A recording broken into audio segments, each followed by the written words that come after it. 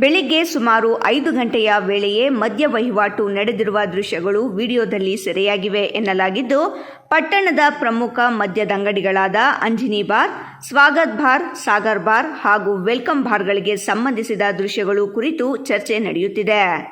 ನಿಗದಿತ ಸಮಯಕ್ಕೂ ಮುನ್ನವೇ ಮದ್ಯ ಮಾರಾಟ ನಡೆದಿದೆಯೇ ಎಂಬ ಪ್ರಶ್ನೆ ಇದೀಗ ಉದ್ಭವಿಸಿದ್ದು, ಅಬಕಾರಿ ನಿಯಮಗಳ ಪಾಲನೆ ಕುರಿತು ಗಂಭೀರ ಪ್ರಶ್ನೆಗಳು ಎದುರಾಗಿವೆ. ವಿಡಿಯೋ ಸಾಕ್ಷ್ಯಗಳು ಲಭ್ಯವಿದ್ದರೂ ಸಂಬಂಧಪಟ್ಟ ಅಧಿಕಾರಿಗಳು ಈ ಕುರಿತು ಕ್ರಮ ಕೈಗೊಂಡಿಲ್ಲವೇ ಎಂಬ ಪ್ರಶ್ನೆಯನ್ನು ಸಾರ್ವಜನಿಕರು ಕೇಳುತ್ತಿದ್ದಾರೆ.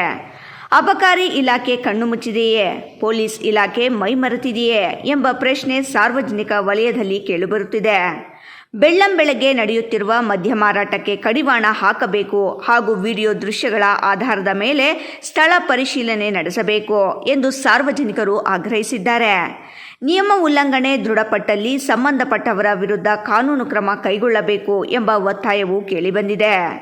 ವಿಡಿಯೋ ಸಾಕ್ಷ್ಯ ಸಮೇತ ಪ್ರಕರಣದ ಕುರಿತು ಅಬಕಾರಿ ಹಾಗೂ ಪೊಲೀಸ್ ಇಲಾಖೆಯ ಮುಂದಿನ ಕ್ರಮವೇನು ಎಂಬುದು ಇದೀಗ ಕುತೂಹಲ ಮೂಡಿಸಿದೆ.